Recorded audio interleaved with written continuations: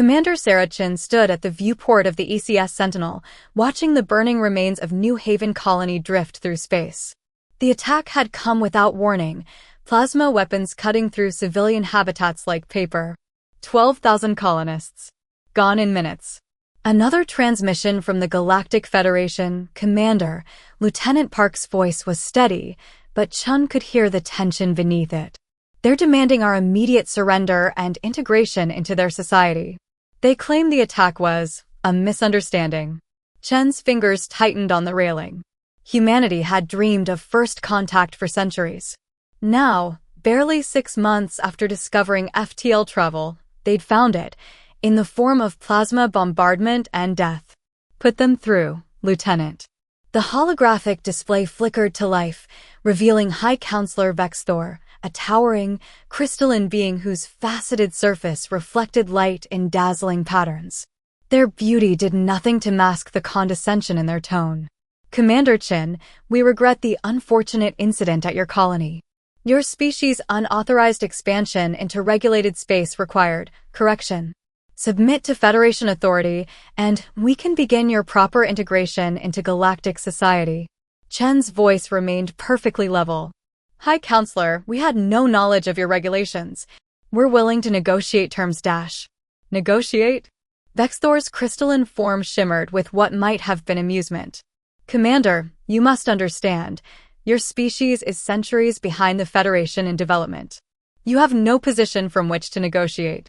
Accept our guidance or face the consequences. Chin studied the alien leader for a long moment. In the 6 months since humanity had achieved FTL travel, they'd prepared for first contact. They'd prepared for war. What they hadn't prepared for was this level of dismissal. I understand, High Counselor. Chen's voice was soft. Then you leave us no choice but to activate the Last Resort Protocol. Last Resort Protocol? Now there was genuine curiosity in Vexthor's tone. Another of your primitive defense systems? Chin smiled. It wasn't a pleasant expression. No, High Counselor. It's what happens when humanity stops trying to be civilized. The transmission ended. Chin turned to her crew, each face showing the same mix of grief and determination she felt. Send the signal to Earth. Authorization code, Chin Alpha 770. Message begins. They won't listen. Initiating Last Resort Protocol. God help us all. Within hours, Earth's response came. Authorization confirmed. Last Resort Protocol activated. All restrictions lifted. Good hunting, Commander. In the days that followed, the Federation would learn several crucial lessons about humanity. First, that their technological advancement didn't define their capabilities. Second, that primitive didn't mean harmless. And finally, that humans had spent millennia perfecting the art of asymmetric warfare. The first lesson came when 3 Federation warships disappeared without a trace while pursuing the Sentinel through an asteroid field. They'd expected the human vessel to be easy prey. They hadn't expected Chin to have mapped the field's gravitational anomalies, using them to slingshot her ship while leading her pursuers into a cascade of collisions. The second lesson arrived when Federation ground forces landed on Mars, expecting to find a vulnerable colony. Instead, they found empty habitats and automated systems running on loops. By the time they realized the humans had converted the entire colony into an elaborate trap, it was too late. The Martian dust storms provided perfect cover for modified mining drones, reprogrammed for combat and controlled by AI systems that learned and adapted with terrifying speed. The third lesson began with a simple message, broadcast on all Federation frequencies. You wanted to see what primitive looks like? Keep watching. Chin stood on the bridge of the Sentinel, reviewing reports from across the solar system. The Federation had expected an easy conquest. Instead, they'd found themselves facing an enemy that turned their own technological superiority against them. Human hackers had already begun infiltrating Federation networks, using their own communication systems to spread confusion and misinformation. Commander, Lieutenant Park called out, we're detecting multiple Federation ships entering the system. Latest count puts them at 30 vessels. Chin nodded, unsurprised. And our preparations? Complete. Operation Trojan Horse is ready to begin. Good. Chen took her seat in the command chair. Send word to all human forces. Phase 2 begins now. Let's show the Federation why you should never corner a species that turns survival into an art form. As the massive Federation fleet approached Earth, they remained unaware that humans had already seeded their path with thousands of microsatellites, each carrying a payload of specialized nanobots designed to infiltrate and disable their superior technology.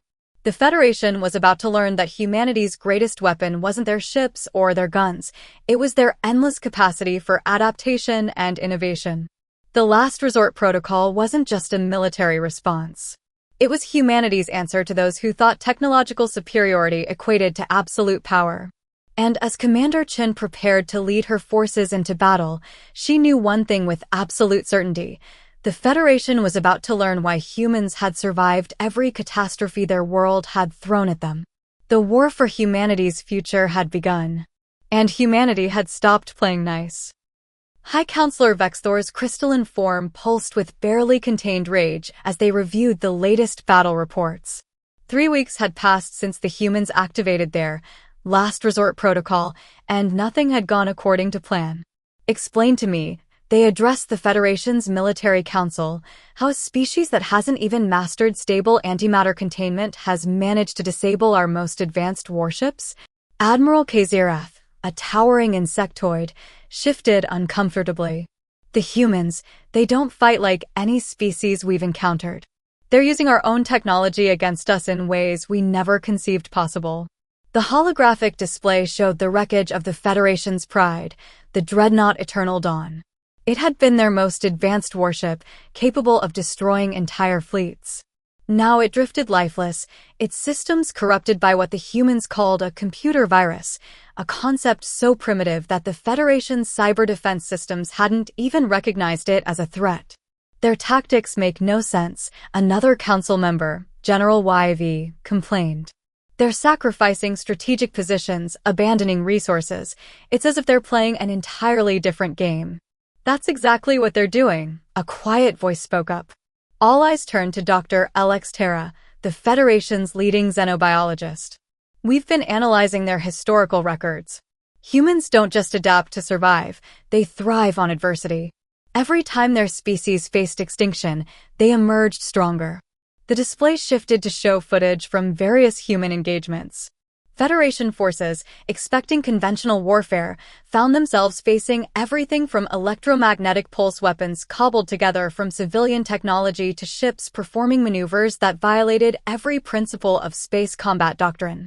Look at this, Dr. Alex Terra continued, highlighting a particular incident. When our forces cornered their ships near their moon, instead of surrendering, they used the lunar gravity well to perform what they call a slingshot maneuver. They transformed a tactical retreat into an ambush. Commander Chen's voice echoed through Federation communication channels. You wanted to see primitive? Watch carefully.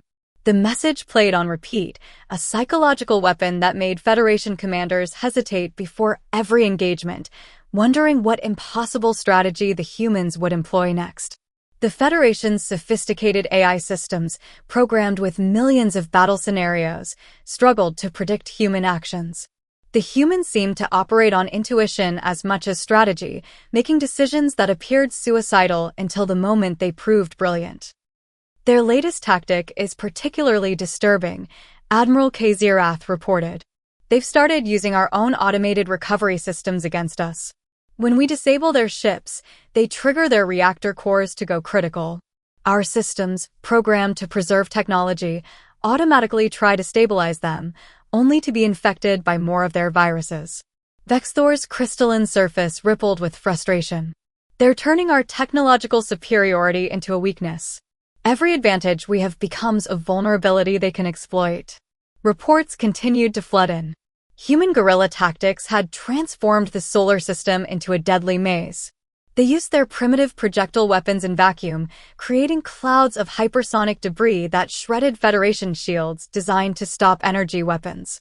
They converted mining facilities into weapon factories, civilian satellites into stealth weapons platforms. But perhaps most disturbing was their psychological warfare. Human communications were a mix of defiance and dark humor, their messages often accompanied by something they called music, rhythmic sounds that Federation crews reported finding deeply unsettling. "We've lost contact with the 7th Fleet," a junior officer reported. Last transmission indicated they were pursuing human forces into an asteroid field. "Wait, we're receiving a message from the humans." The chamber filled with the sound of human laughter, followed by Commander Chen's voice. "Thank you for testing our new autonomous asteroid shepherding system. The results have been illuminating." Dr. Alextera's analysis continued to paint a disturbing picture. "They're not just fighting us, they're studying us, learning our patterns, our technologies, our weaknesses. Every engagement makes them more dangerous." The Federation had expected a swift victory over a primitive species. Instead, they found themselves facing an enemy that turned their own strength against them, that treated superior technology as a puzzle to be solved rather than an insurmountable advantage. "Perhaps," Dr. Alextera suggested carefully, "we should consider diplomatic dash." "No," Vexthor interrupted. "We cannot show weakness. Prepare the Omega Fleet. We will end this with overwhelming force." As the council chamber emptied, Dr. Alextera remained, studying the battle footage. They couldn't shake the feeling that the Federation was falling into yet another human trap. After all, what better way to study an enemy's full capabilities than to make them commit their entire military might to a single battle? Somewhere in the void of space, Commander Chen received word of the Federation's decision. Her lips curved into a smile that would have made Vexthor's crystalline form shatter in fear had they seen it. "Right on schedule," she murmured. "Begin Phase 3. Operation Lighthouse began at 0300 Earth Standard Time. As the Federation's Omega Fleet emerged from hyperspace, expecting to find Earth's defenses concentrated around the planet, they instead found darkness. Every human settlement, every station, every ship had gone dark. Admiral Kaziratha's compound eyes scanned the tactical display with growing unease. "Full sensor sweep. Find them." But the humans had learned well from Earth's oceans, how predators could hide in plain sight, how to use the environment itself as both camouflage and weapon. The debris fields from earlier battles had been carefully arranged, creating sensor shadows large enough to hide entire fleets. The first sign that something was wrong came when the Federation's automated defense systems began registering ghost contacts, thousands of them, appearing and disappearing too quickly to track. The humans had released swarms of microdrones, each barely larger than a human hand, programmed with random movement patterns that overwhelmed targeting computers. "They're in the shadows," a sensor operator reported, their voice trembling. "Multiple signatures. No, wait, they're gone." Commander Chen's voice crackled through the comm systems. "Welcome to the dark, Admiral. We've been expecting you." The attack came from every direction at once. Human ships, running silent with minimal power signatures, had been hiding in the debris fields. They'd modified their hulls with metamaterials that absorbed sensor waves, making them nearly invisible until they powered up their engines. But it wasn't just ships. The humans had turned space itself into a weapon. Concentrated fields of space debris, accelerated to relativistic speeds by hidden mass drivers, tore through the Federation's formation. Their shields, designed to stop energy weapons and missiles, proved surprisingly vulnerable to clouds of hypervelocity particles. "This is impossible," Kazirath muttered. "Their technology shouldn't allow for this level of coordination." Dr. Alextera, monitoring from the Federation Command Center, finally understood. "They're not using advanced technology. They're using our own complexity against us. Their systems are simpler, more direct, and harder to disrupt." The Federation fleet's sophisticated AI networks began to fail as human cyber warfare teams exploited vulnerabilities that came from having too many interconnected systems. Ships lost coordination with each other, their automated responses becoming predictable patterns that human forces easily exploited. Then came the true masterstroke. The humans had spent weeks seeding the battlefield with what they called digital depth charges, dormant virus packets hidden in debris and damaged Federation ships. As the Omega fleet spread out to engage the human forces, they triggered these weapons. Federation ships began to turn on each other, their command and control systems corrupted by viruses that spread through their communication networks. The more they tried to coordinate their response, the faster the infection spread. "Sir," a junior officer called out, "we're detecting energy spikes from the lunar surface." The moon's surface erupted as hidden human bases revealed themselves. But instead of weapon emplacements, they were enormous electromagnetic pulse generators. The humans had converted their entire moon into a weapon, using the Federation's own power against them. Commander Chen watched from the bridge of the Sentinel as chaos engulfed the Federation fleet. "Initiate Operation Blacklight," she ordered. "Let's show them what humanity does best: improvise, adapt, overcome." Human ships began executing maneuvers that defied conventional space combat doctrine. They used the gravitational fields of debris clusters to perform impossible turns, their crews operating on instinct and training rather than computer assistance. While Federation ships struggled with compromised systems, human crews thrived on manual control. "They're not just fighting us," Dr. Alex Terra realized, watching the battle unfold. "They're learning, evolving their tactics in real time. Every move we make, they adapt to counter it." The Federation's Omega Fleet, the most powerful armada ever assembled, found itself being systematically dismantled by an enemy they dismissed as primitive. Human forces struck from multiple vectors, using simplified communication systems that were immune to Federation interference. As the battle reached its climax, Commander Chen transmitted one final message: "You thought our greatest weakness was our technological inferiority. But humans don't need superior technology to win, we just need you to believe we do." The Federation's mighty Omega Fleet, pride of their civilization, was reduced to scattered groups of ships fighting for survival. They had brought overwhelming force to crush a primitive species, only to find that humans had turned their own technological superiority into a fatal weakness. In the Federation Command Center, Dr. Alex Terra turned to High Counselor Vexthor. "We need to consider the possibility that we fundamentally misunderstood what makes humans dangerous. It's not their technology, it's their ability to turn any situation, any disadvantage, into an opportunity." The battle for Earth's solar system was far from over, but the Federation had learned a costly lesson. Sometimes, the most dangerous enemy isn't the one with the best weapons, but the one who knows how to turn your own strength against you. The Federation Council Chamber had never seen such chaos. Representatives from a dozen member species argued violently, their voices echoing off the crystalline walls. The defeat of the Omega Fleet had shattered centuries of assumed superiority. 3,000 ships, roared General Yv, his scaled skin flashing warning colors. "We lost 3,000 ships to a species that hasn't even colonized their own system." High Counselor Vexthor remained silent, their crystalline form dulled with stress fractures, a physical manifestation of their diminishing authority.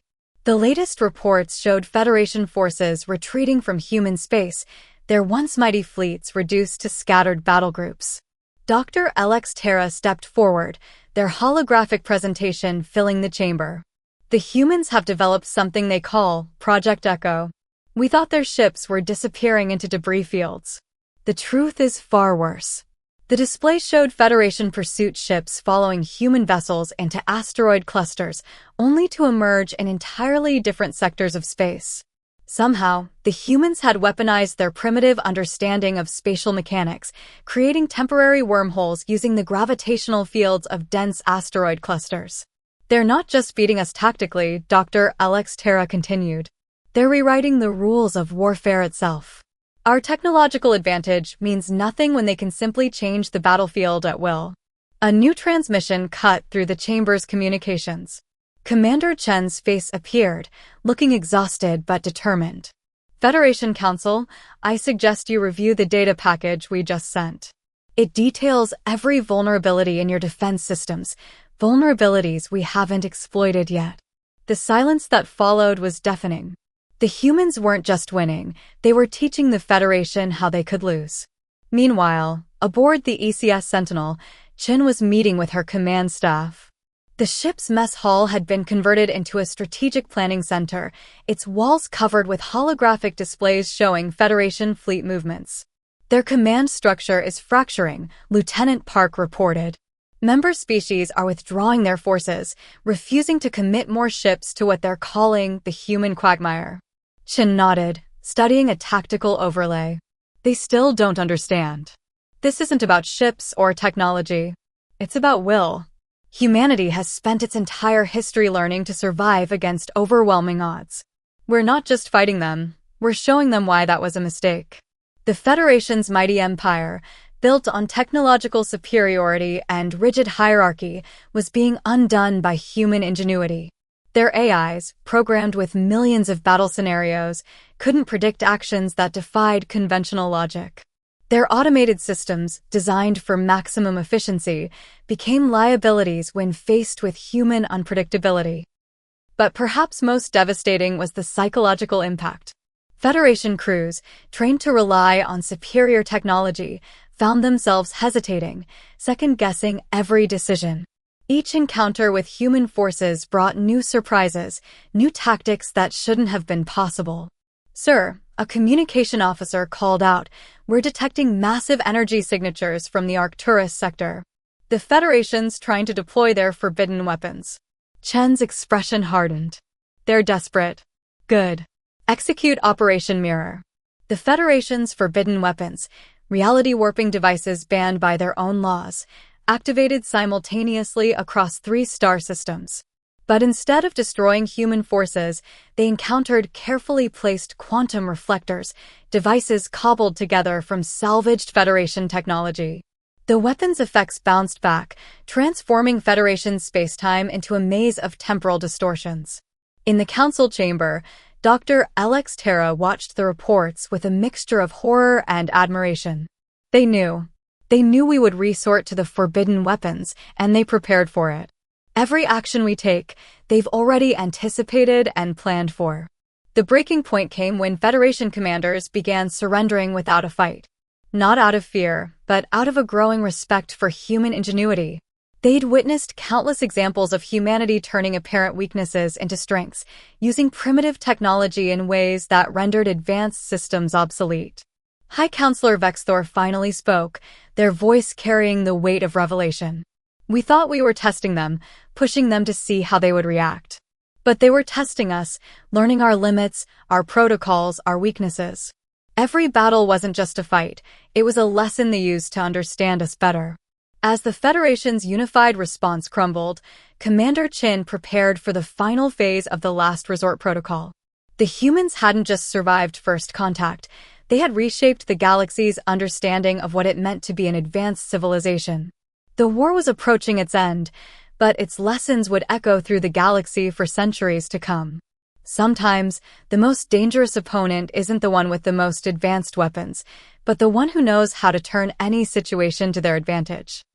In the ruins of a Federation outpost on Europa, Commander Chen sat across from Dr. Alex Terra, steam rising from cups of earth coffee between them. The meeting had been arranged through back channels, away from both human and Federation official oversight. "You knew," Dr. Alex Terra stated, their bioluminescent patterns shifting thoughtfully. "From the moment we attacked New Haven, you knew how this would end." Chin smiled, the expression both tired and satisfied. "We didn't know. We hoped. Humanity has a long history of being underestimated. It's become our greatest advantage." The holographic displays around them showed the current state of the galaxy. Federation space was in turmoil, member species reconsidering their allegiances. The mighty empire that had dominated space for millennia was transforming, forced to evolve by their encounter with humanity. "Our analysts finally understood what makes humans different," Dr. Alex Terra explained, gesturing to data streams flowing across the walls. "Other species evolved to fit their environment. Humans, you changed the environment to fit you. When faced with superior technology, you didn't try to match it, you changed the rules of engagement entirely." Reports continued to flow in. Federation scientists were struggling to understand how humans had accomplished so much with primitive technology. They had turned asteroid fields into navigational hazards that only human pilots could traverse. They had developed countermeasures to Federation weapons that shouldn't have been possible with their level of technology. "The last resort protocol," Chen explained, "wasn't a military strategy. It was a reminder of who we are. Throughout human history, we've faced extinction-level events, wars, plagues, natural disasters. Each time, we survived not by being the strongest, but by being the most adaptable. Dr. Alextera's sensors detected subtle changes in Chen's biometrics: grief, determination, pride. You never wanted this war. No civilization wants war, Chen replied. But every civilization needs to understand its neighbors. You attacked us because you thought we were primitive. We fought back not to prove our superiority, but to prove that advancement isn't just about technology. The conversation was interrupted by urgent communications from both sides. Federation holdouts were surrendering en masse, not to superior firepower, but to the realization that they couldn't predict or counter human strategies.